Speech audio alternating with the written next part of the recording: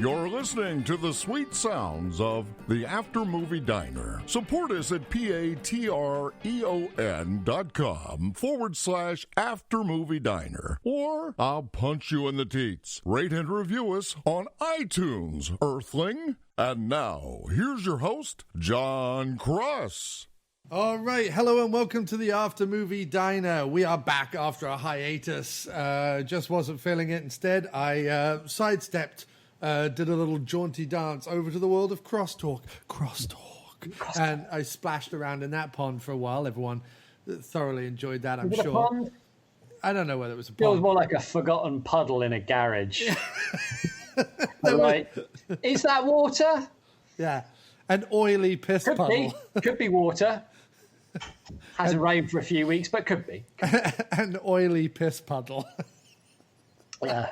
The only pest puddle of your life. But now we're back. We're back in the After Movie Diner because we have been drawn... Does it have a special name? Didn't we come up with a special name? What? Like the after... Oh, the post-apocalyptic diner. I don't know. No, was it like the after movie, not a diner or something? I can't remember. I think my Twitter handle at the moment is the After Movie Not Allowed in a Diner right now. That was it. Yeah. The after movie, not allowed in a diner. Yeah. But we were dragged back in. Just when I thought I was out, they pulled me back in. I don't know what accent that was. That was like a cross between Al Pacino and Sean Connery in The Untouchables. I don't quite know why. Someone needs to play that part. Someone needs to be a cross between Al Pacino in The Godfather and Sean Connery in The Untouchables. Yes. Sorry. Someone needs to do that. Carry on. But we were pulled back in by the siren song, some might say, the kind of slightly filthy siren song of none other than the sleaziest man to ever sleaze a sleazeball. What we were drawn by was the imperceptible sound, right, that is made when James Spader uncrosses his legs. Yeah. Right? You can't hear, like cats. You know, like dogs can hear something. Only cats can hear it. Like cats miles away start like screeching and squealing. Yeah. Whenever Spader uncrosses his legs. Well, it's because we can hear it. We can hear it. We're finally you watch enough Spader films, right, and live in America, and wherever you are on the continental United States, you can hear the sound every time James Spader uncrosses his legs. Yeah? And when he uncrosses his legs, what's weird, it's funny you mentioned cats, it sounds ever so slightly like kittens lapping up milk. And I don't know why, but it just has that little like... After, right? Sound. Yeah, but after the sound of kittens in a sack being dropped like down a flight of stairs, like a kind of a gentle... and then laughing. Right. Oh, you mean like like a bunch legs of across, full of. Then the lapping of kittens. That's what it sounds like. Yeah. Okay. If you had to describe it, of course, it defies description. You need to be a poet to really capture it. But even then, do you know what I mean? You're grasping at moonbeams. And the smell. It's something. It's something between. That's just you, mate. That's just what happens to you when you hear that sound. The smell is something like parsley and caramel sauce dribbled liberally over some raw pork. Yeah, that's what the smell is like. Yeah, which coincidentally is the same as you after you've eaten some popcorn. Yeah, which coincidentally is the name of my biography. Parsley and caramel sauce drizzled over raw pork. But yes, it's Sleazy Spader Springtime 5. This time it's Sleazonal. Oh, it's Sleazy Spader Springtime. Welcome to the show. Oh, it's a Sleazy Spader Springtime. I want you all to know that if you please, there's James Spader Sleaze and it's got nowhere else to go. So loosen all your blouses, give your nose a damn good blow. 'Cause now we're coming clean, oh yeah. It's 2020 and we're in quarantine. This Sleazy Spader Springtime show. Oh yeah. It is 2020. 14th edition of the Sleazy Spader Springtime Show.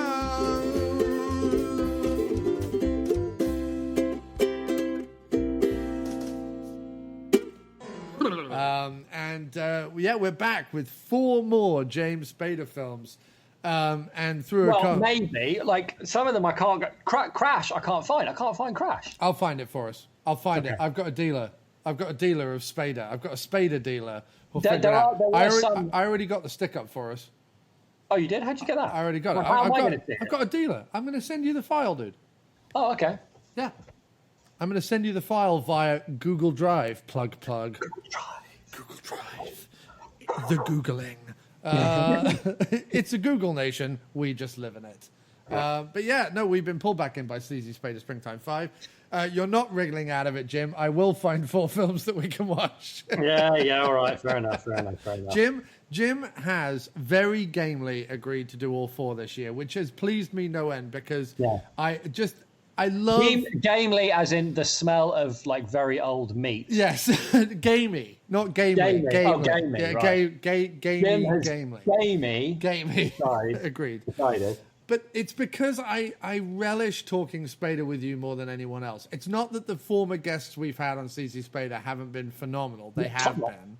Top notch. But you just understand it. You just understand. I don't because need to... You need to have... I'll tell you what it is. You need to have, right, the soul of a poet to truly express exactly how sleazy he is. Yeah, exactly. And if you're not armed with metaphor, you're going in naked. Oh, completely naked. But you're also the one, and I don't want to really probe too deep as to how you know so much, but I feel like you also understand the Sleazatorium in a way that no one else has quite understood it. I feel I think it's sort of like once you believe in it, it becomes real and you visit it in your dreams. You don't remember dreams. It's not like a dream that you wake up halfway through or whatever. But if you think about how much time we spend dreaming, right, and not waking up in the middle of, so you don't remember the dreams. There's all these dreams that happen that we don't know what happened in them. And for you and me, now that we know the Sleazatorium exists, we have been there in our dreams. We have traveled. We have visited with Spader, and he has welcomed us into his Sleazatorium with a slightly grubby toweling dressing gown. No more, mate. It's best that we don't know what he did to us. Yeah. When he summoned us, like from the astral plane. Yeah, through the ether. Yeah. Into his... We've been molested astrally. Yes. Molastrally.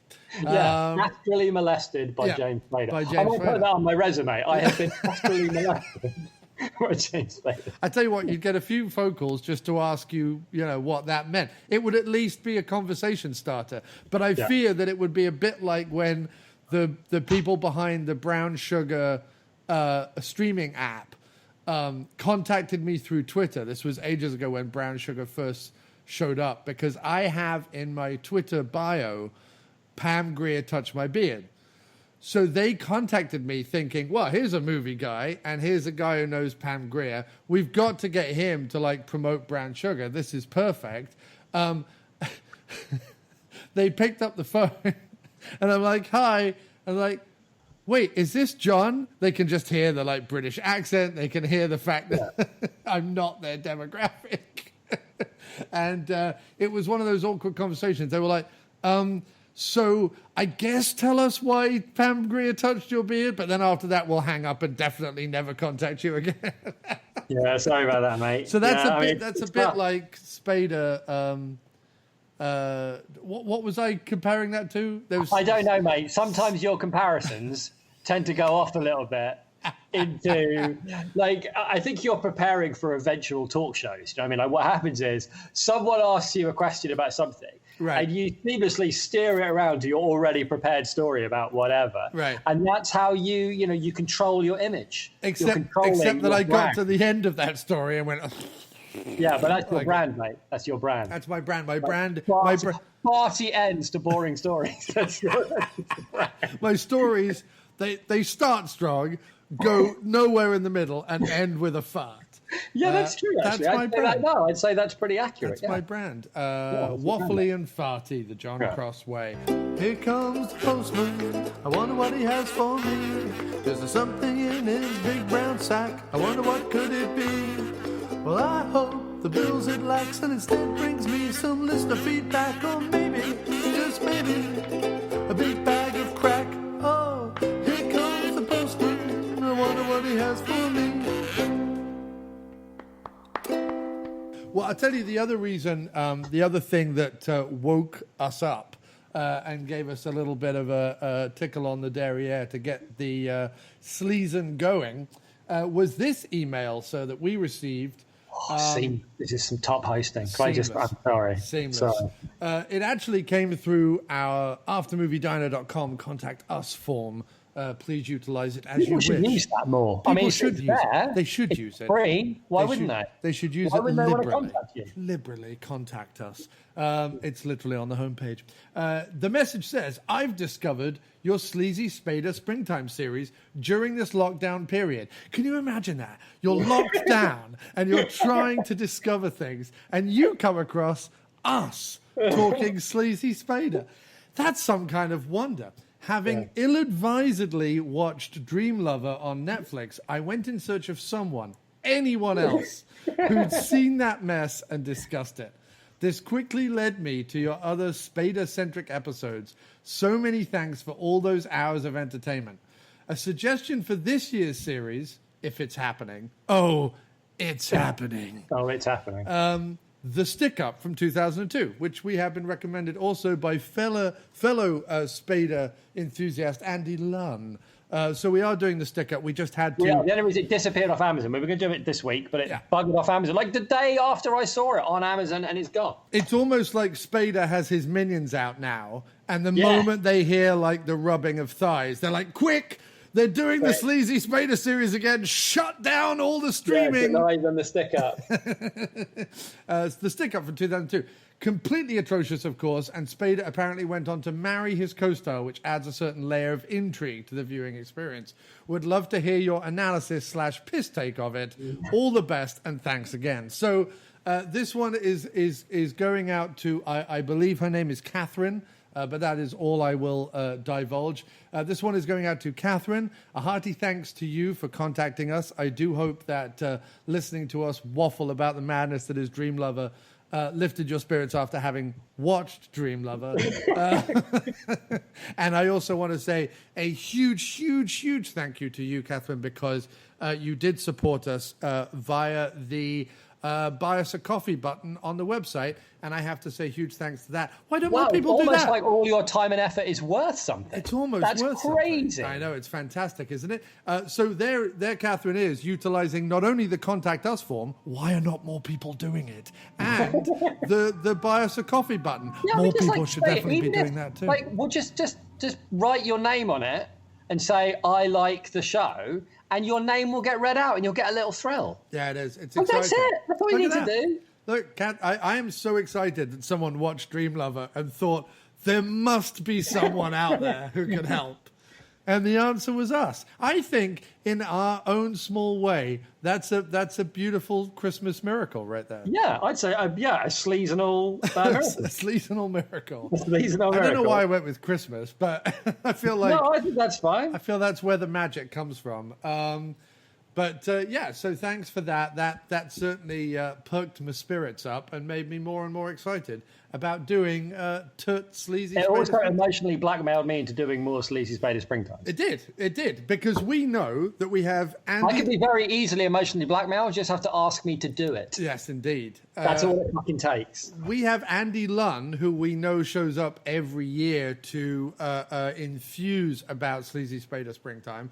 And now we have Catherine. I feel like we only need really one or two people to beat the drum or blow the trumpet. We're all over that shop. Yeah.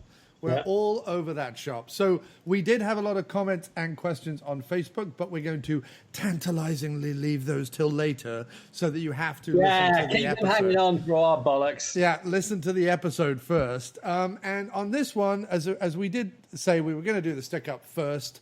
As the Sleazy Spader Springtime 5 poster is actually an adaptation of the stick-up poster. But we are going to leave that till number 2.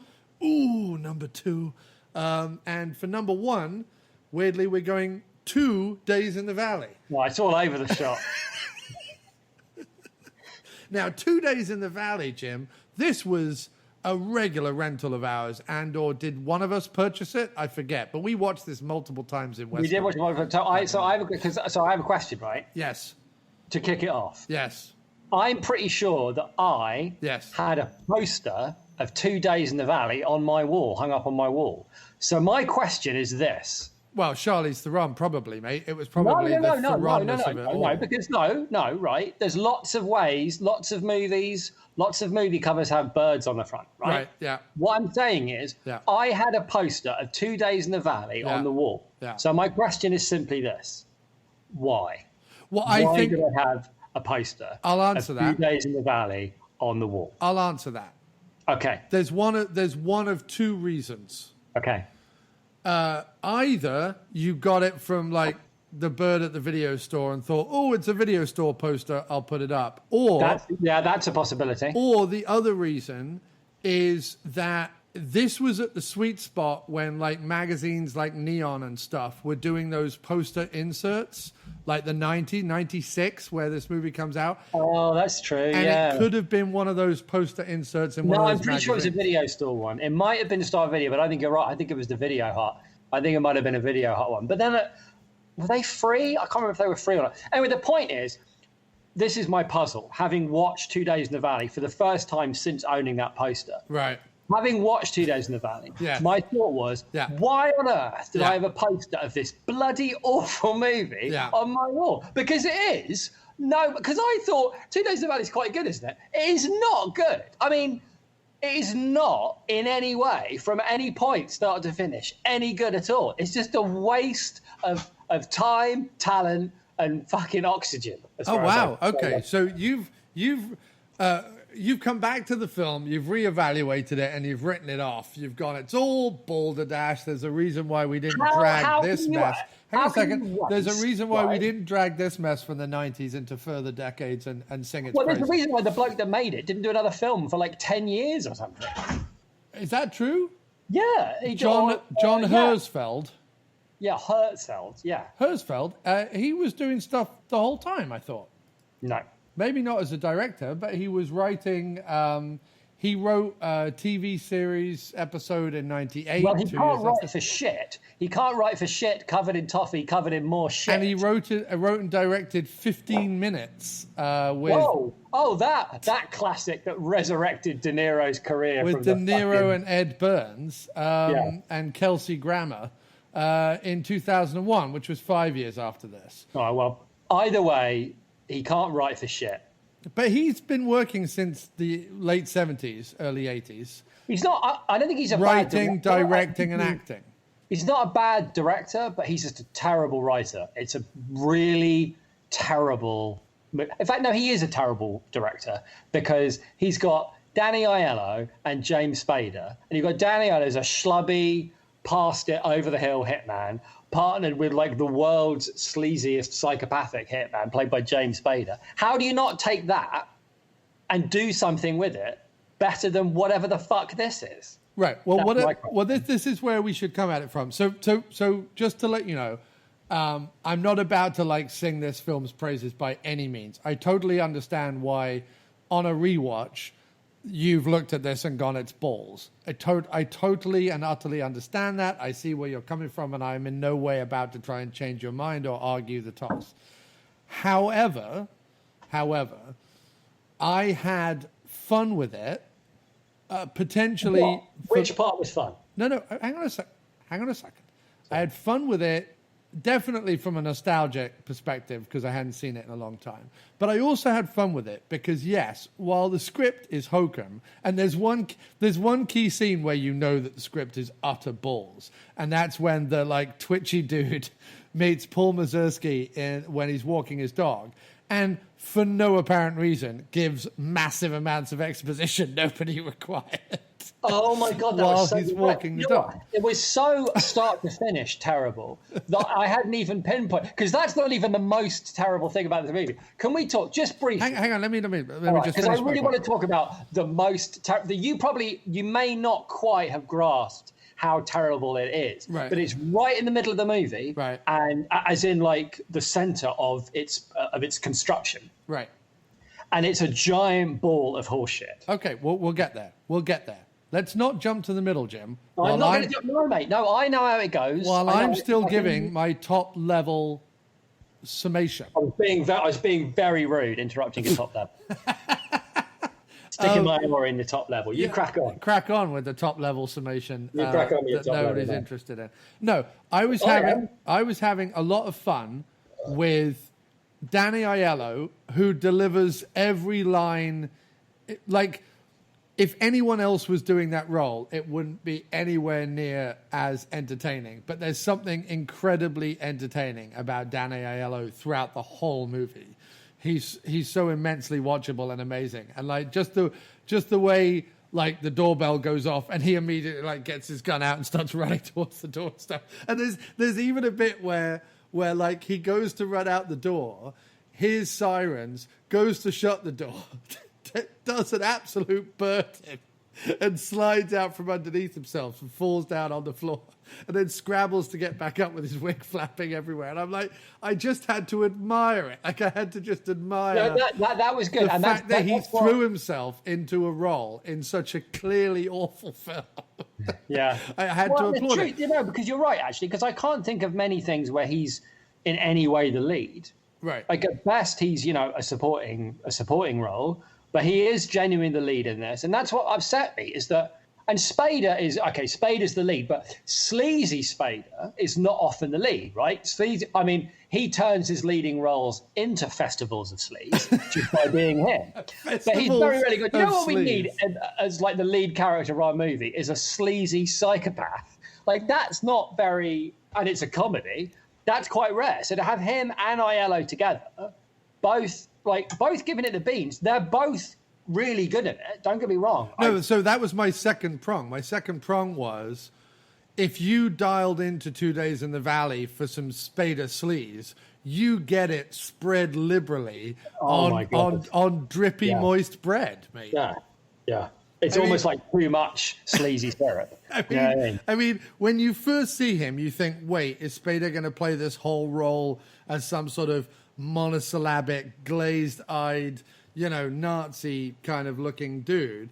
And then he's standing in the shadows at the corner of the room while Aiello is prepping the guy they're about to kill. And the moment Aiello steps away, Spader vaults onto the bed like some sort of giant lizardo sleep. I don't know, you know what it like, and I'm sure it was deliberate, like from Spader, not from the director. Yeah. But when he like takes the gun out, it looks like he's going to undo his trousers and do something really obscene. Yes. And you know that that's deliberate. Like Spader has planned that out. Oh, but this is what I mean is, right?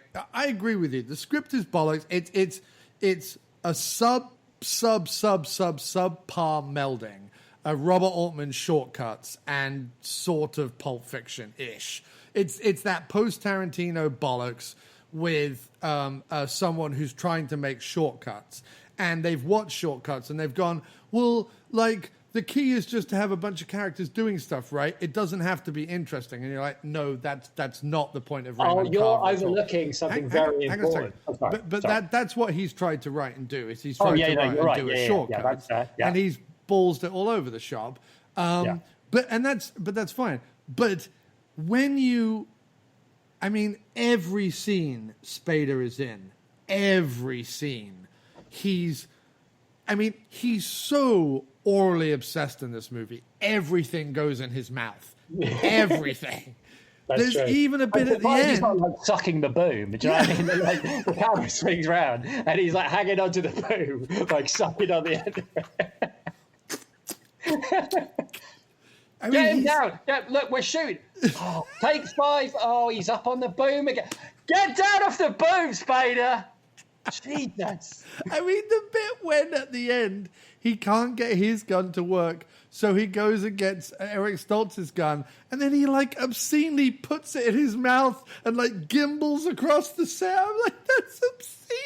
It's so glorious. It's to be wonderful. And That's you're right. I mean. Like, you're what, right. What I liked about it is I know you were saying about like Spader being sleazy in this one. It's like, well, it's not the same because he's trying to be sleazy. But there is something to be said for somebody as sleazy as he is being given full reign to be sleazy. That in fact, the sleazier, the better. Right, no, but exactly. And I absolutely understand when you watch the movie why your brain and my brain wouldn't immediately go to get rid of everybody else and just make it a two hitmen in the valley film with Aiello and Spader being completely different energies. Aiello being like fucking Brooklyn, fucking pizza, bladder bing, and Spader being like, if you don't stop saying fuck, I'm going to lick you. You know, like if you put those two things together, then that's you're in the sweet spot. And I agree. You're right. Right there, you've captured everything that's good about the movie. Yeah. If we just made that for 2 hours and like thrown a plot in there, just steal a plot. Right. Because this one doesn't have. Can we just put like very. Can we talk about Stoltz and Daniels and how utterly pointless that whole thing is? What the fuck is Daniels? Like, think about Daniels, because when the movie was over, and I was like, you know, at the end of the day, like, you know, brush my teeth, whatever, I was like, hang on, what happened to Daniels? Like, he was in his house, right? Yeah. And it was his kid's birthday, and then he opened up the letter that said, you're fired from the police department. I was like, fucking hell, there's a lot of exposition in this scene, right? It's like, right, we get it. He's divorced. He still loves his kid. It's his kid's birthday. He's also just found out he's only got 2 days, you know, left on the force. Right, but that's the beginning of a movie, not the end of the character. And that's it. You never hear from him again. No, so there's lots of problems here. The main one being, how fucking idiotic is Daniels' kid? As a child of divorce myself, no child writes first daddy and second daddy and draws a picture of it. No child. Every child is fully aware that first daddy doesn't want to know anything about second daddy and certainly doesn't want a fucking picture of it. So the filmmaker is like, oh, how do I explain that he's divorced and there's a stepfather in the picture? I know. Kid will draw a picture. No, won't happen. Secondly, Kim pointed out a brilliant thing. Kim was like, wait, the police force sent him a letter saying, you've got 48 hours to give in your gun. Wait, they're going to let someone who didn't pass the psych evaluation wander around for 2 days with a gun? I'm not sure that's how that works. Again, but leaving all that aside, right? But that happens at the end. Like, there's no more. We don't. What he does in those 2 days, we don't know. What he does with his kid, we don't know. It's like the most completely pointless piece of it's like painfully bad exposition for like a movie that never happens. Do you know what I mean? It's completely bonkers. Well, and Jeff Daniels is so great. Yeah. And they cast him as this incredibly unlikable, like racist with no motive, with like a flimsy motive and like a bad attitude. I grew up in the valley and therefore I hate everyone but myself. It's just like there isn't. You've written this character in here, and as you rightly point out, he does nothing. He means nothing. He goes nowhere. You know what he is? Says nothing of any interest or importance. He's an Eric Stoltz delivery system. That's the worst thing about it. Right, but the Eric Stoltz delivery system. Okay, look. Meaning I Daniels held my tongue for long enough. Meaning right? Daniels has to be in it. Daniels has to be in it in order to deliver Eric Stoltz. Eric Stoltz's only purpose is, I'm a cop who works for Vice who wants to work in homicide, and his only purpose is to show up and fuck up Spader's plans at the end of the movie. That's the only... Actually, wait. I do have one thing to say. I have one positive thing to say about this movie, leaving aside Aiello and Spader are good at. There is one genuinely good scene that they could have built the movie around, and it could have been like Aiello and Spader and Jeff Daniels and literally anybody else. Right? Because Stoltz, if you have to, fine. But Stoltz is a vacuum.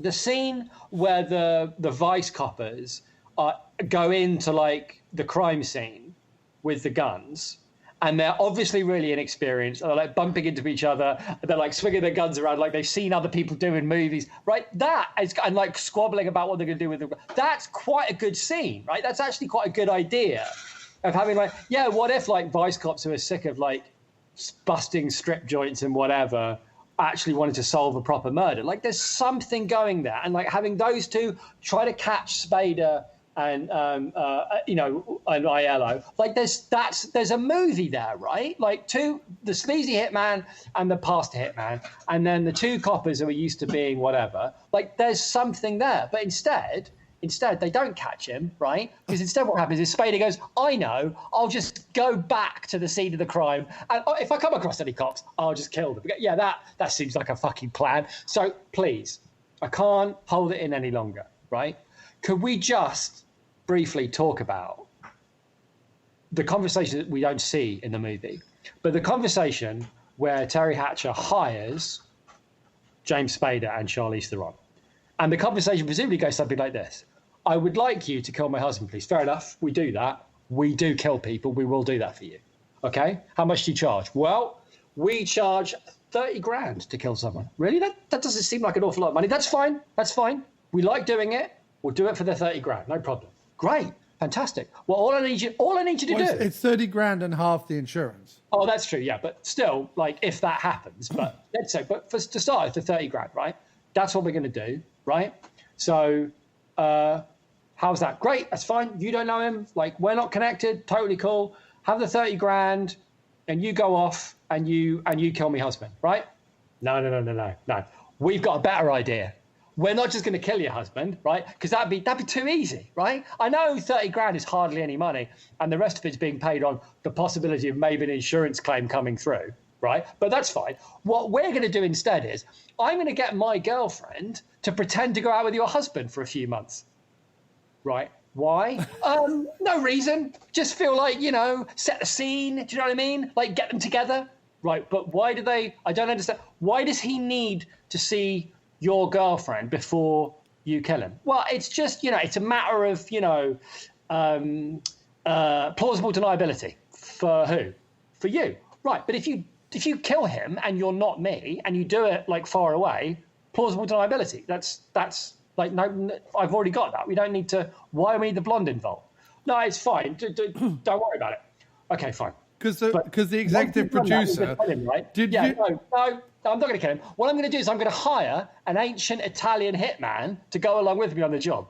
Right, why are you doing that then? Why do we need an Italian hitman involved in this? You just need to put a bullet in his head. No. We're going to follow you around for a few weeks, right? We're going to bug your apartment, and we're going to follow you around, me and the Italian hitman. And when the time is right, you won't know when it is. It'll be very unexpected. That's when we'll kill him.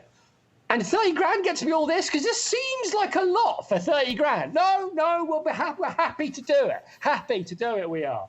I've got nothing but time, apparently, so I can spend months setting up a fucking scheme for 30 measly grand that, by the way, only ties me to the victim. By having my girlfriend go out with him, all that does is make me a hitman, a fucking suspect in the hit, which is presumably rule 1 not to do when you're a fucking hitman.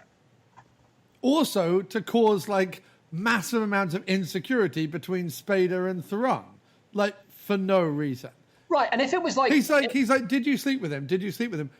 Well, why put her in front of him in the first place? Like, it doesn't make any sense, Jim. No, and the thing is, he's not getting off on it. If he was getting off on it, I could get it. But he's genuinely like jealous and like, well, you were only supposed to go in there and ... We haven't really got into why you went in. You see, it would have been so much more interesting if the only reason they did that is because Spader was really into the idea of watching his girlfriend with someone else, which Spader is. Which he is. I mean, he absolutely is, but just not his character in this movie. Right.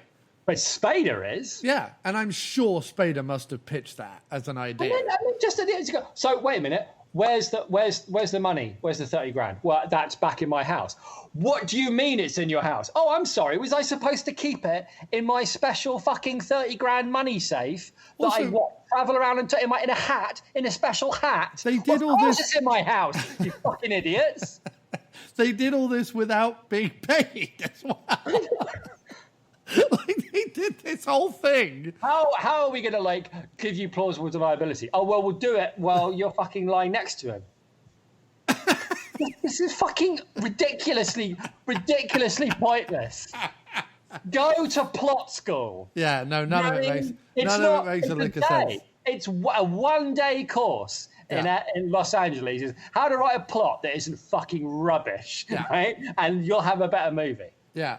No, it's weird, right? It seems to be a film, or the writer seems to be interested in everything but actually what's going on. Like, he's interested that he thinks it's interesting that Jeff Daniels has a son who's no longer living with him, that he buys a Super Soaker for, that there's some tragedy there, that he lives opposite a golf course, that like all this stuff that he thinks is interesting. He thinks it's interesting that James Spader doesn't quite trust his girlfriend, even though James Spader is this like hugely confident Lothario hitman. He's going to be bothered by the idea of like his girlfriend sleeping with someone else, even though the denouement of the movie is Spader's not that bothered about shooting her in the face. So like the denouement, like there's literally a bit in the denouement where Spader's like, do I?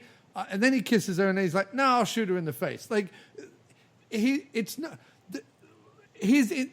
of it makes a lick of sense. But No, you're right. You make a good point. There's a lot of things, and there's other things like Eric Stoltz. I can tell you what he's into, if you like. I can tell you what he's interested in. He's interested in women's arses. That's what he's interested in. Yeah, he is very interested in women's arses, to the point where the arse. Weakest fucking plot twist. Yeah. In a fucking movie full of them is I'm going to have a cat fight in a motel room because I want to put two chicks in like bottom hugging trousers to have a cat fight in a motel for no reason. And the only reason, by the way, that Charlize Theron goes out with her husband is because he needs to have an excuse for them to have a cat fight in bottom hugging trousers in a motel room. That's the only reason for that whole thing, is so they can have a cat fight about it. It's shall I go back to my house and pick up the money because I fucking live there and that makes sense? No. You wait here with the hit woman, right?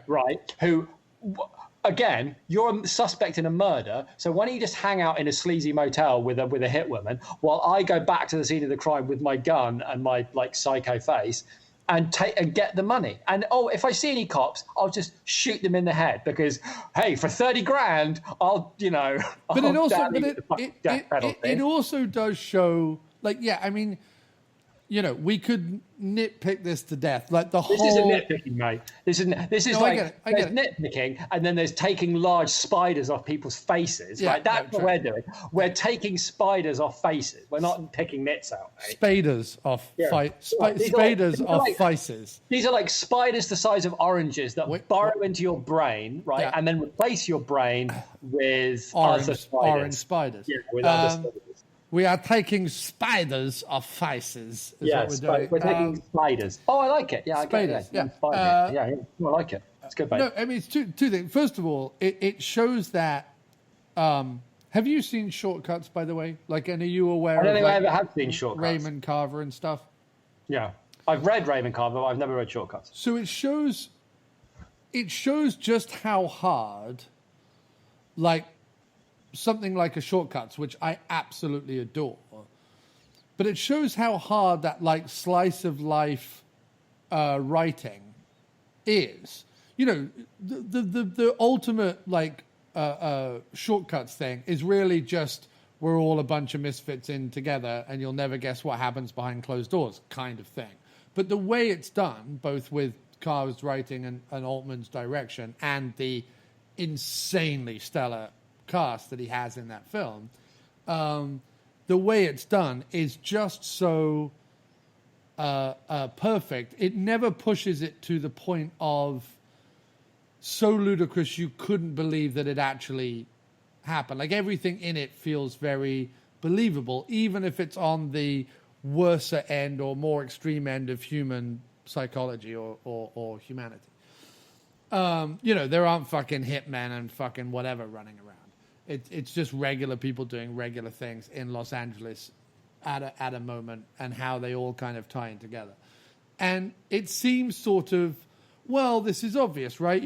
This guy's having marital problems because he's going out with this person, and then this person hits a kid on a bike, and then this guy has an issue with his dad, and then this person, like, that's easy to write, right? But once you see something like 2 Days in the Valley, you realize that, and like I say, the reason why I kind of call it Pulp Fiction meets Shortcuts, only a very, very low rent version of it, is that he's looked at Pulp Fiction and Shortcuts and gone, wow, crime stories, easy, right? And slice of life Los Angelinos kind of bumping around the world, that's fucking easy. Just slam them together and it doesn't matter. You know, give that person a family issue and da-da-da-da-da, and let's just keep going. But it shows just how hard something like that is to do well, when something like 2 Days in the Valley you look at and you go, it's the perfect 90s rental, because it's full of like very 90s faces doing very mundane 90s things, filmed in a not particularly imaginative way, but with enough like pep and vim to get you through the end if you're 16 and you're sat on the couch and there's nothing else to watch, kind of thing.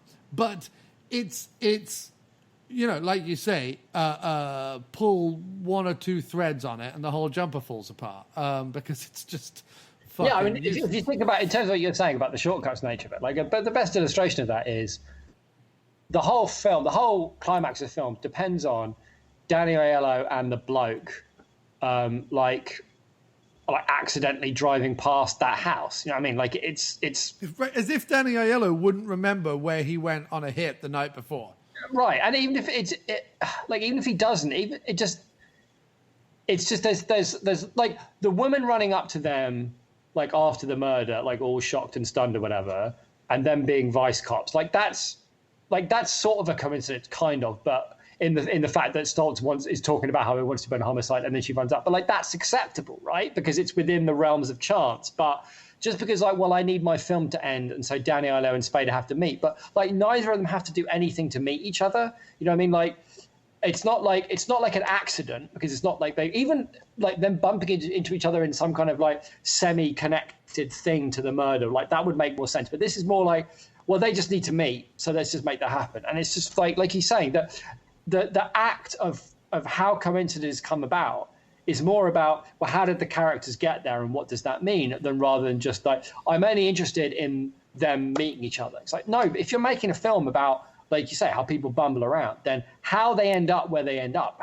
what got them there, that's the point of your movie. Not that, well, it's the bit of the movie where there needs to be a climax now, so like we better make that happen, right? It's how people get there and the decisions they make. That's what the audience have been following this whole film. What does Danny Aiello do? And just like in a, don't get me wrong, like he's fine in it, but the wig gag is like, all right, I get the fucking wig gag. Like it was funny a bit once, and the only time it's genuinely funny is, as you say, when he slips over in the hallway when I still like the fact that for no apparent reason Danny Aiello starts making Italian food, because seemingly in the 90s every movie from Do the Right Thing or Leon the Professional, whatever, like all those movies he's just constantly making Italian food. I wonder if he just makes really good Italian food and people just keep casting him in movies so that he'll make them Italian food. Yeah. Maybe that's all it is, but it's fucking boring. He just turns up. Also, right, and I remember this bugging me even at the time, everybody, other than Spader and Aiello and Daniels, the casting director for this movie should never have worked again, because literally everybody else in this movie who wasn't directly approached as a name, you know what I mean? Like, as in, like, we just need somebody to play this role, is fucking awful in this film. They are all terrible, right? The English bloke is just... easily one of the worst performances in any film ever. He's not only like acting badly, he's also deeply unlikable, not funny, and just an all-around like git. Do you know what I mean? Like, yeah, he's just a git. And not in any kind of illuminated or funny way. Just a straight up and down git acting badly at being a git. He's literally, we couldn't afford Richard E. Grant. And I have to say, like, if you can't afford Richard E. Grant, don't bother. Like that, because meaning Richard E. Grant is not that expensive. So if you can't afford Richard E. Grant, don't bother. Also, if you're going to change the line in your script that makes your American sister with the war hero relative that's never fucking explained or gone into, other than, well, we need them to meet somewhere. What about a cemetery? And we can talk about war. Who's also that bloody awful woman out of Frasier who I never liked. I was like, where do I know this woman from? I know I don't like her. I know she can't act and she drives me crazy, but I know her from somewhere. Where have I seen this woman acting badly and driving me crazy before? And it took me ages before I was like, oh yeah, that's right, Frasier. Yeah, if you're going to change that, that's fine. But then change the line about him going, I grew up in a trailer park. No, you didn't. No, you didn't. No. Like, even if you'd moved over to England when you were 12, right, to grow up in a trailer park, let's say, like, the ensuing years, you are now 40-something, like, you're incredibly plummy. If you want to go with a half, like, grew up in England, whatever. But, like, it's just that, and again, it's just, like, the whole film is full of, like, decisions like not made because like Hirschfeld's backstory, according to IMDb, and I've read a lot of IMDb descriptions, and I've never heard anything where someone has praised their parents. But he was born and raised in New Jersey. He's the son of Henry and Lois Hirschfeld. His father was a World War II hero, winner of the Bronze Star, and instrumental in the liberation of Dachau, which is fascinating. I just don't understand why it belongs on IMDb. But it does go... he also roomed with Sylvester Stallone at the University of Miami, which... I mean... That sounds like a euphemism. Yeah, one can only imagine. In fact, his latest movie is Escape Plan, The Extractors, so he still is good friends with Stallone at this point. And in fact, Frank Stallone showed up to the... premiere of 2 Days in the Valley. I found looking around the internet. It's just these little things, these little like nuggets of information. That's why it's a veterans cemetery, and that's why he's got a director complaining about like nobody got my movie or nobody got my movie where things are important. You can make a film about something important, mate. You've just been given the chance. You've been given like money and Danny Aiello and James Spader, and it doesn't matter that what they paid for is a knockabout crime caper. That can still say interesting, important things. If you're not fucking engaged, then don't fucking write it.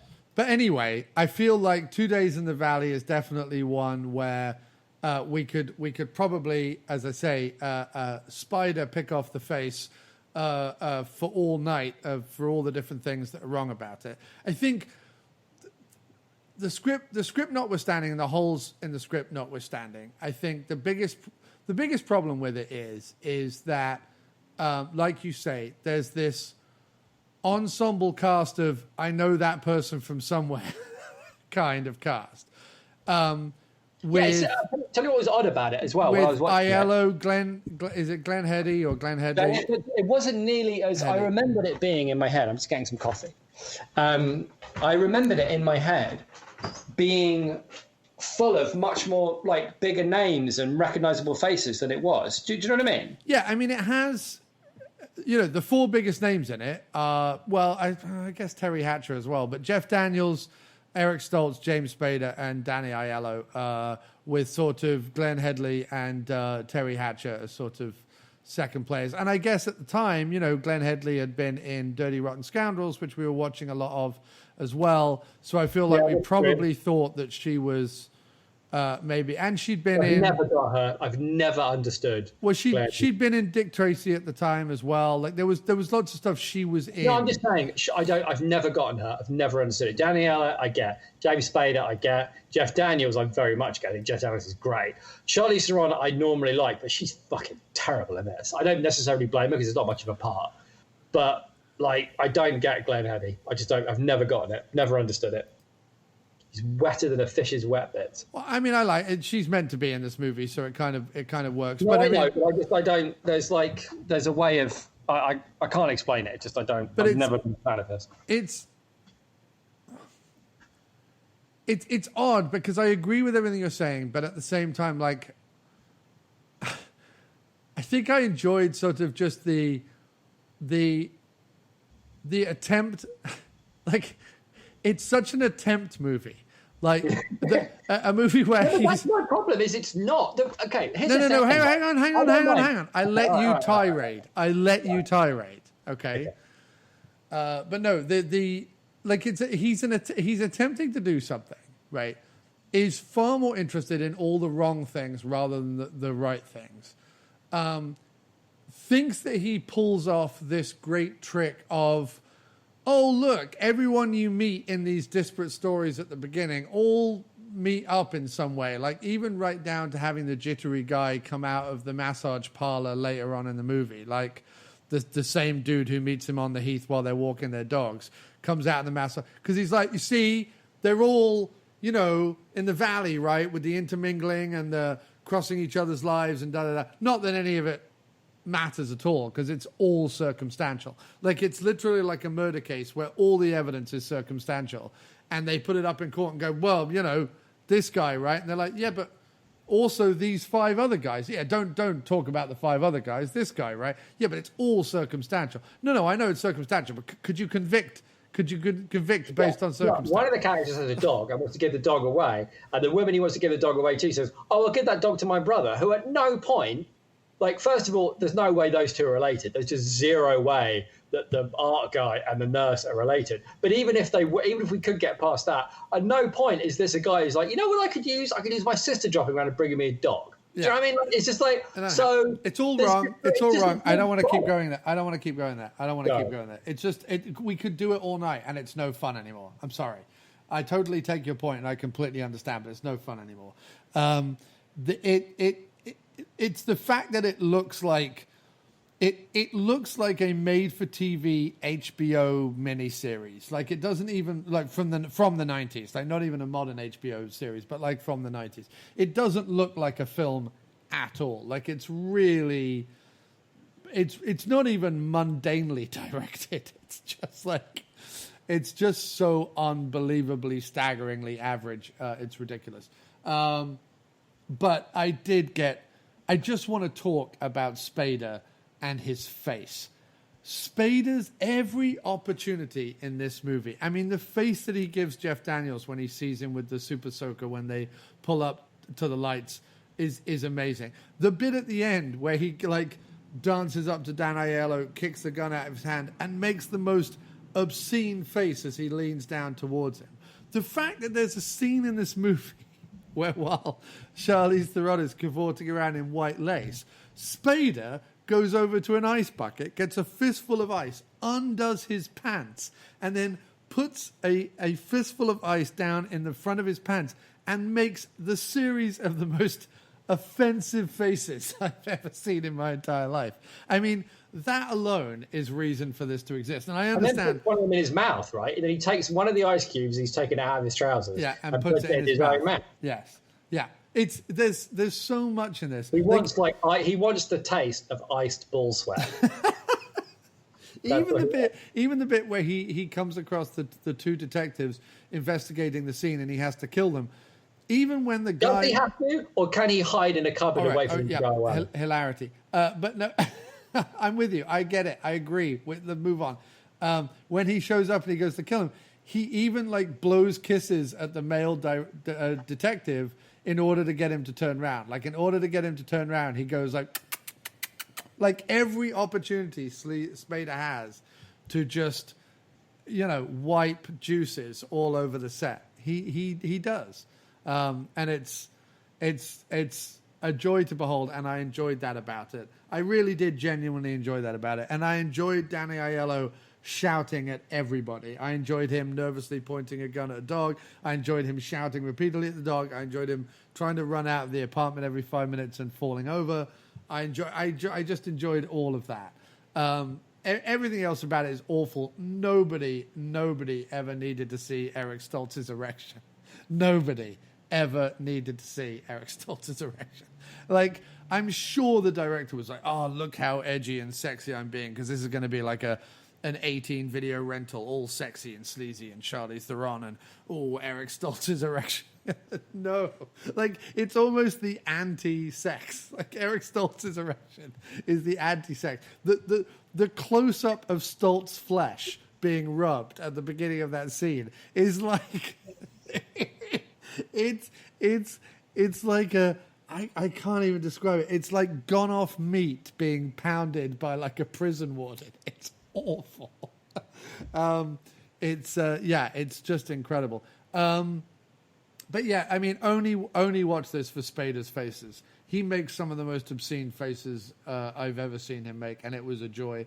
I will sum up this movie in one story from the 2 Days in the Valley trivia section. You'll like this.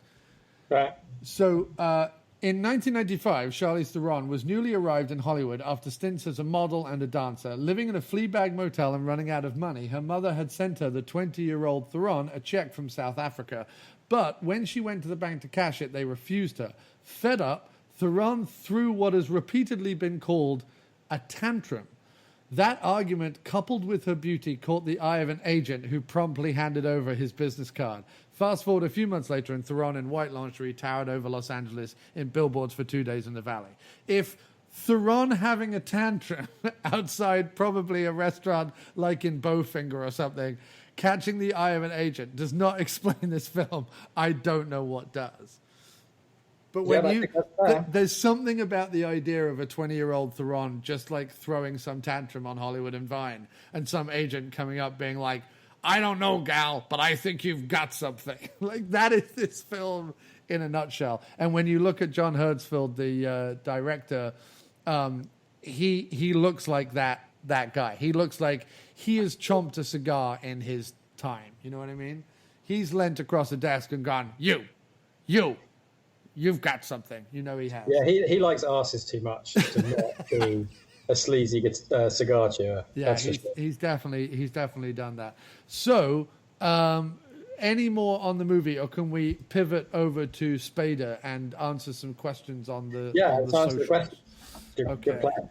But yeah, I do agree with you, dude, and I didn't mean to like shout you down or shoot you down or whatever like that. It's just, I agree with you. We could go through, scene by scene. Like, why is any of the golf bit in there at all? Like, why is that in it at all? Like, if there was a golf course that close to house, there would be some form of fence that stopped golf balls flying into people's windows. Anyway, put when you are so dangerous, you're not allowed on active duty anymore. They don't give you a gun for 48 hours to wander about the city trying to arrest people in massage parlors. Like, nobody cares. That whole thing. The explanation of the writer-director's like backstory is so ham-fistedly told, it's ridiculous. I'm a jittery guy you met walking a dog who worked a couple of days on a picture, and let me explain your entire career for you just as you're about to commit suicide. Why? Nobody cares.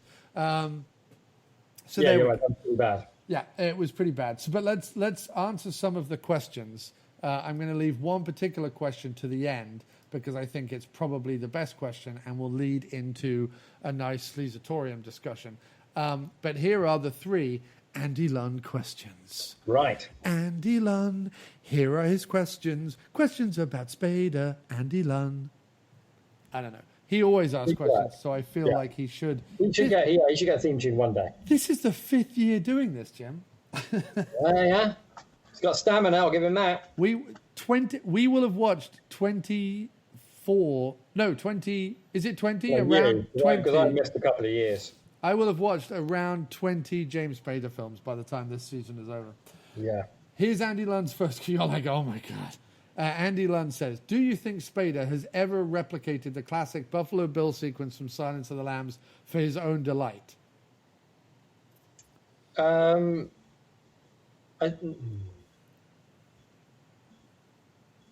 don't know. I don't think so. I think he's done it, but without the tuck. I don't think he bothers to tuck. I think he wants the dangle. But then he's just dancing in the buff, isn't he? Yeah, but he's definitely done that in a silken robe. I feel like he might make other people do that for him. Do you know what I mean? And not in a mean way, not in a controlling way, just in a, he's interested to see what that would look like.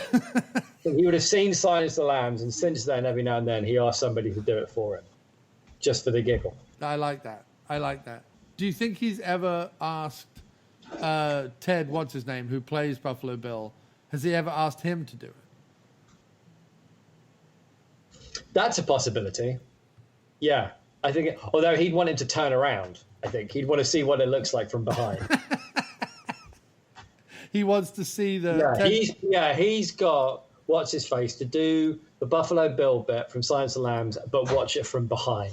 That's what Spader would want to see. He would want to see quite literally the backstory. Yeah. For like one of the sleaziest scenes in cinema. He'd probably ooze over to Ted Levine at a craft service table and be like, Teddy, so I want you to do the tuck for me, but I would like to see the twig and berries from behind. I think that's probably correct. Andy then also asks, if Spader could go back in time and bag a role in a movie, what would he choose and how would he adapt it to make it more Spader? So by that, we probably mean 70s and before, I guess. Caligula, surely. And is Malcolm McDowell the British Spader? Yeah, I suppose he is a little bit, yeah. McDowell's got something. Yeah, McDowell's got a certain... he's a bit more homicidal than Spader. But yeah, I'd say so. Clockwork Orange, Crash. There's definitely some parallels there. So here's the thing, talking about things that Spader's tried to replicate from other movies. Spader has definitely tried to replicate the sped up sex scene in A Clockwork Orange, but in real time. Like not sped up. He's tried to do that fast and in that many positions. Yeah, definitely. Yeah. So Caligula is one answer. I've got to imagine, I don't know whether he would go back and be in the film, but I think he would probably want to be on set of Faster Pussycat Kill Kill. Maybe in like a deck chair just off to the side, just watching it unfurl. Maybe we're going about it the wrong way. Maybe he would want to go back and sleaze up a non-sleazy film. Like he would want to go back like he would want to be in Gone with the Wind and just make it about something completely different. That's a question. Have you seen Lincoln? Because the only thing that would make me watch Lincoln is the fact that Spader is in it with an enormous mustache. And I've got to imagine he sleazes up Lincoln. And therefore, does he go back and sleaze up Gone with the Wind? He is, isn't it? Yeah, he is pretty. I think he is pretty sleazy, Lincoln. You can imagine that, like, God, at this era of America, can you imagine what he's getting up to? Yeah. No, do you know what I mean? It's all shades of wrong. I'm trying to think of one other... Like the Alec Guinness spy movie, Our Man in Havana, I imagine Spader would want to go and be in that movie, but just loosely be in the background wearing a lot of beige trilbies and fanning. I think he'd want to be in Casablanca. Yeah. And sleaze all over Ingrid Bergman. That's what I think he would want to do. He'd want to be a German. He'd want to play one of the Germans in Casablanca. No, he'd want to flirt with the Germans. You know what I mean? He would want to be Humphrey Bogart in Casablanca. He'd want to be Ingrid Bergman. No, he'd sleaze all over Bergman, and then he'd flirt with the Germans, and then he'd find a kindred spirit in Peter Lorre. Yeah, okay. I think that's what he would want to do.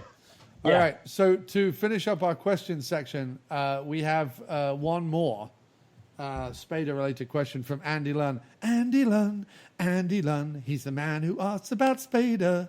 It's better. Sorry? It's better. It's better. It's coming on. What is Spader up to whilst confined to his home currently? Oh, Jesus Christ, that doesn't start thinking about. And second prong, what from 2 Days in the Valley did he put in the Sleazatorium? Well, the first question I don't think we should even think about, because at some point, if thought crime becomes against the law, right, and there's no statute of limitations, right, on thought crime, if we even begin to think about what Spader is doing on his own right now, we would be put to death in 30 years. We can't even let ourselves imagine what he's doing, because it will be a thought crime. Yeah.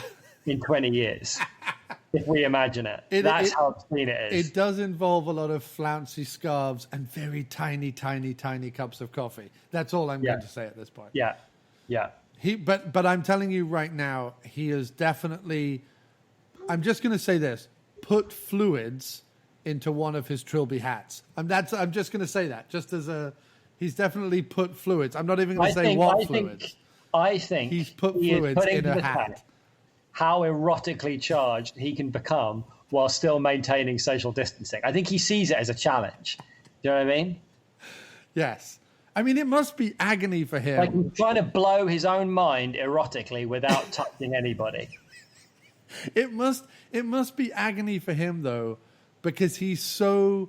Yeah, but erotic agony is his favourite kind. Erotic agony, but he's so into the moisture. Like, he's so into the pursed lips droplet of sweat and saliva and other fluids, that the idea that he cannot transmit those fluids currently to another human, even in perspiration or spittle.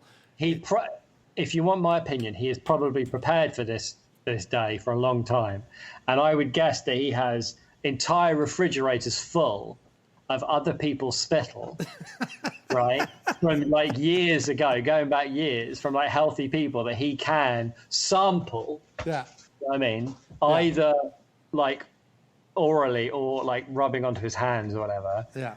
For as long as he lives, he's got that much. And from like, and each test tube is like labeled. Do you know what I mean? Like a bum named Steve, like I met out the back of a cinema on a humid June night, in 1972, right? And it's like Steve spit from that night. Yeah, he's collected all these fluids. I imagine the atmosphere around Spader, even in the depths of winter, on the coldest terrain known to man, is still humid. I imagine his atmosphere, all of its very own, is a humid atmosphere. I imagine that like they say, like passing through a warm spot in the swimming pool where someone's peed, right? It's like if you're walking through a brisk, cold New York night and you suddenly feel humidity. Spader has just left that area. That's what you're walking through. You're walking through Spader's humidity. Yeah, that's entirely possible. like urine in a swimming pool. So go on. So what's your pick for the Sleazatorium then? Well, I think the obvious pick. There's two obvious picks. Okay. One is Eric Stoltz towel. Unwashed towel. And the other one is the gun that he puts in his mouth at the end. But I don't think it's either of those two things. I think it's Jeff Daniels' waistcoat. That's what I think he's taken and put in the Sleazatorium. Because he wants the sweaty, enraged, slightly racist waistcoat of Jeff Daniels is what he wants. It was like a brown leather waistcoat. And I think that's what he's wanted to take off 2 days. It doesn't strike me as particularly sleazy, though. I'm not saying he can listen. I'm not saying he can do something sleazy with it. Spader can do something sleazy with anything, but it has to bring back like some memory for him. You know what I mean? All right. Well, in which case then it's the gray jumpsuit worn by Charlize Theron in the final act of the movie. Still blood. Yeah, that I can believe. Either that or Terry Hatcher's pants in the scene where she reveals that she has a bruise on her bum from being stabbed by the needle. The pants she was wearing at that point. Those little shorts that she had on. Or the needle. Like after Spader stabbed it, he very, very slightly just like pulled up the thing a little bit. So he got a bit of Thatcher in the needle, and that's what he took with him. Well, did you see the way he meticulously put the needle like back into a little test tube and took it away with him? I mean, that I would say that goes without saying that Spader still has the needle. Maybe what he decided to do was he's like, one day the technology will exist for me to be able to clone Terry Hatcher's arse, and I need genetic material in order to recreate this arse. Terry Hatcher's arse needle. Terry Hatcher's arse gene. Yeah. That's what he took. That's what's in the Sleazatorium, is that like displayed like that needle. Yeah.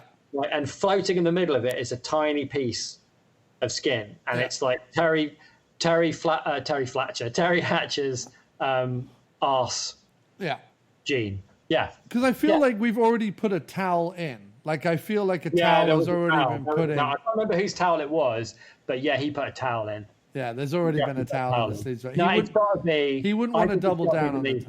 Yeah. It's got to be the needle that went into Hatcher's arse in the hope that one day he'll be able to clone that arse. Yeah. And then stroke it like a cat in a Bond film.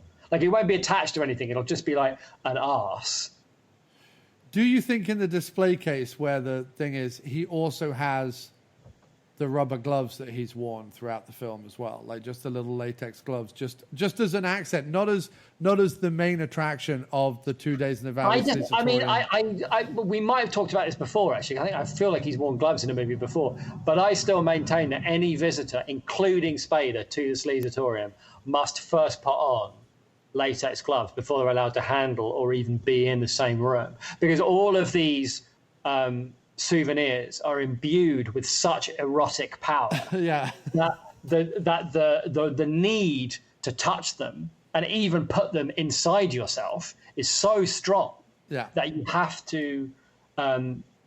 to wear gloves so that you are not contaminated by the addictive sleaze that emanates from each and every one of the souvenirs. I've also got to think that with everyone wearing masks and gloves right now, Spader's got to be incredibly used to that, because I feel like that's probably what you have to wear when you enter his home. Yeah, just in certainly general. Sleazatorium. Yes, definitely. Yeah, because again, if you breathe it in or if you touch it, I think you're finished. I think there's probably like a room, not in Spader's house, although he will go and visit them, but there's a room in an asylum near Spader's house where people that have taken off their mask or their gloves while in the Sleazatorium have gone mad from the eroticism and have been locked away. And every month, Spader goes with a flouncy scarf and a tiny cup of coffee and sits there and watches them be mad. Yeah, well, it's the insane asylum from Dream Lover, is what it is. Yeah, that's probably where they filmed it. That's probably where they filmed it. He probably bought the asylum. He's probably like, there's like the Spader wing. Do you know what I mean? There's like an asylum where it's got like the Spader wing that he's like donated, and he dug a little fucking thing, right, and put the stone down. But the only people there are people that have been driven mad because they took off their protective equipment in the Sleazatorium, and they are now lost. They're never coming out. No. They're finished. They're lost to humanity. I hope that when he dies, he donates his tongue to the Smithsonian. I really do. I feel like his tongue needs to be preserved somewhere. I don't know why, but I'm just putting it out there as a thought. I don't think so. I think Spader's tongue will be put in a box, and the next time we send out one of those like Voyager satellites containing, you know what I mean, like here's a blues record, here's like a Leonardo da Vinci painting, and here's James Spader's tongue. Like that's the only fitting end. Do you know what I mean? For his tongue is to sail across the cosmos in pursuit, right, of outer space eroticism, in the hope that one day someone will pick up his tongue, you know what I mean, and like rub it on them. Yeah. An alien will like rub his tongue. Yeah. An alien who has erogenous zones on their face will rub the tongue against it and become. Yeah. So... They will be destroyed by an erotic plague brought by Spader's tongue. Yeah. They will be wiped out. Like they will find a civilization collapsed on a planet somewhere, and in the middle of all of it will be a box with a tongue on it. And somehow, you won't be able to know, but somehow it seems like the tongue is laughing. You know what I mean? Yes. Amidst the desolation, the erotic desolation it's caused. Okay. Well, I like that, and I feel like that is a fitting way to end Sleazy Spader Springtime 5, the first episode. We have 3 more episodes. We are hopefully going to be doing The Stick-Up, Crash, and Shadow of Fear. I don't know about Shadow of Fear. I wouldn't mind trying to maybe find another one, only because I've never liked those movies where...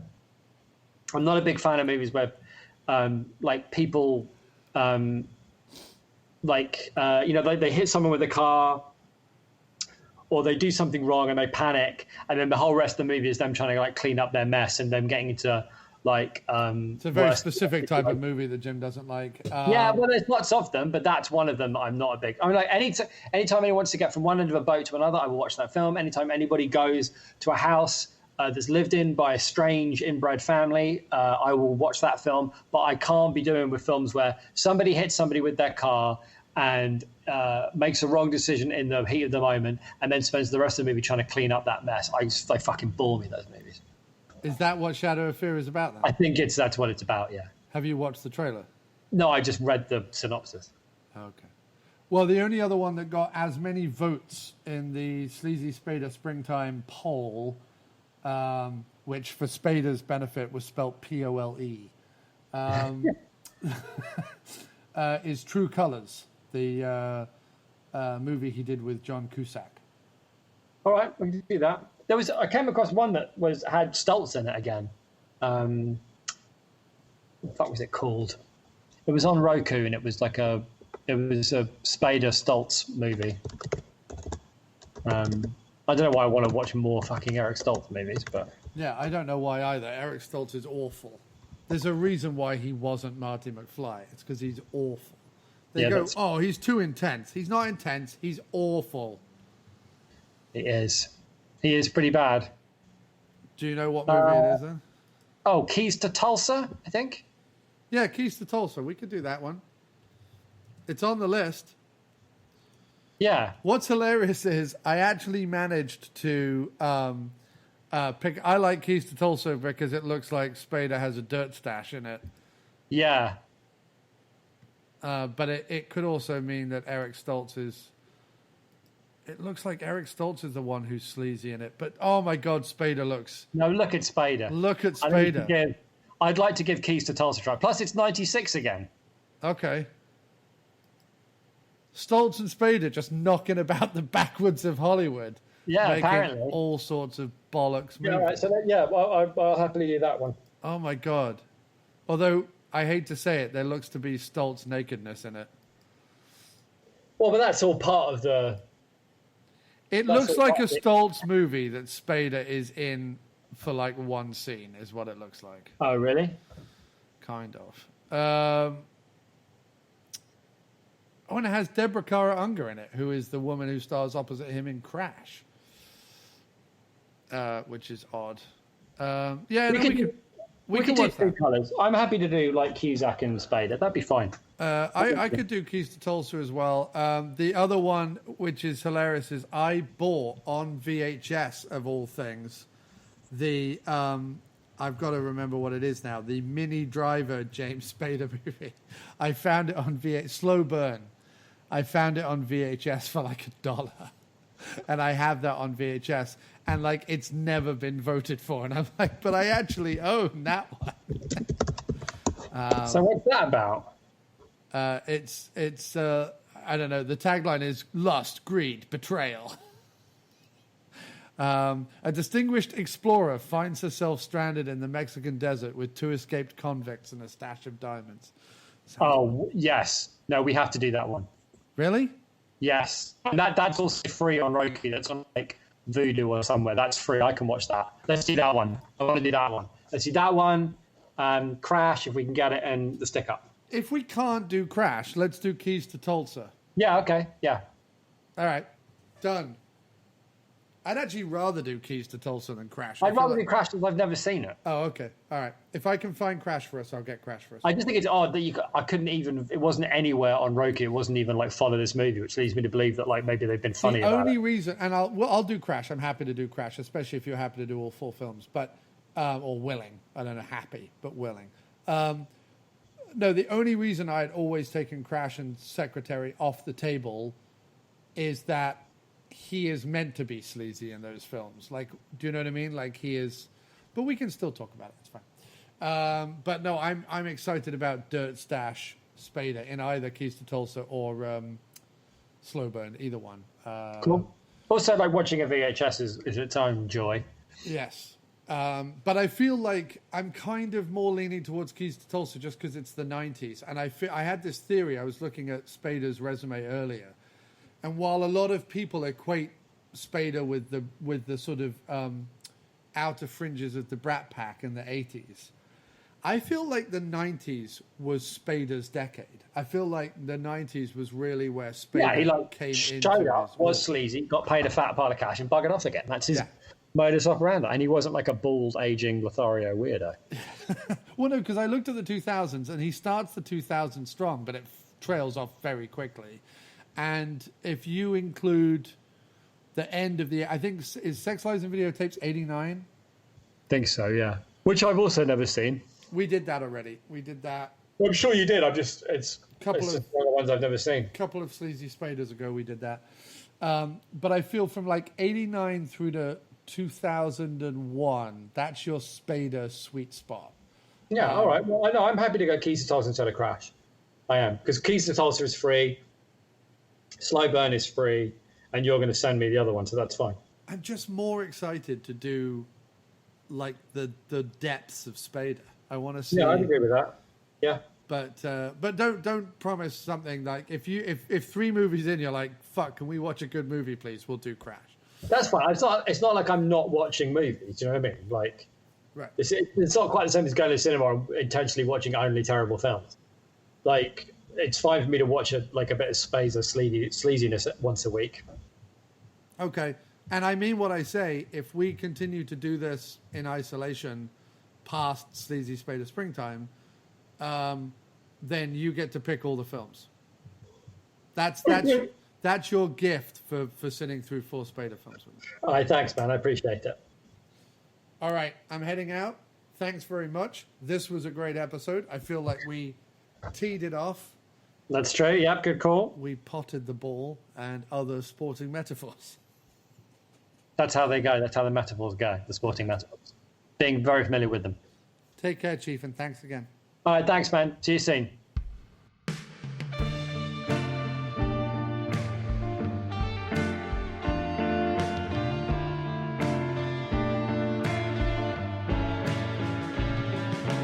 Today, in the Valley of Sleep,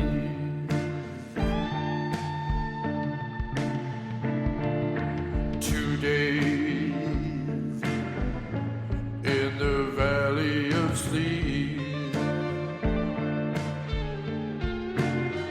It's so humid, there's not even a breeze. In the Valley of Sleep, you'll be brought to your knees.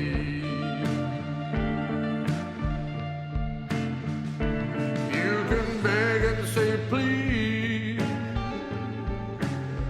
but there is no way out of this valley of sleep.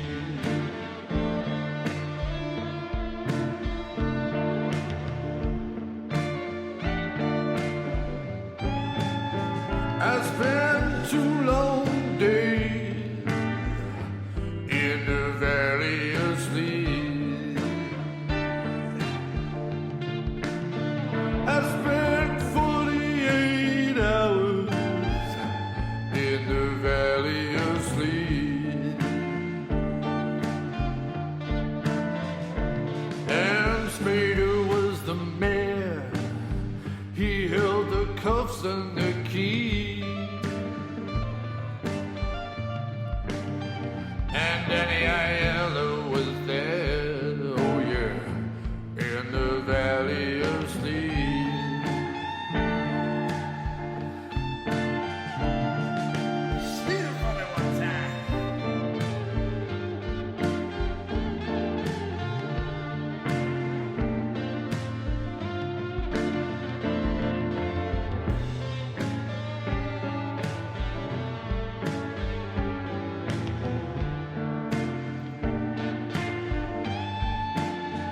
It contaminated everything, even the most pungent of cheese. It got all into my lungs and caused me to weep. And it all turned out to be one terrible tease.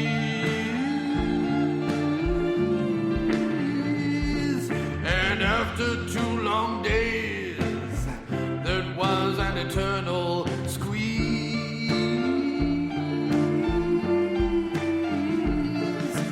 thanks to Spader's help and to frightened Pekingese,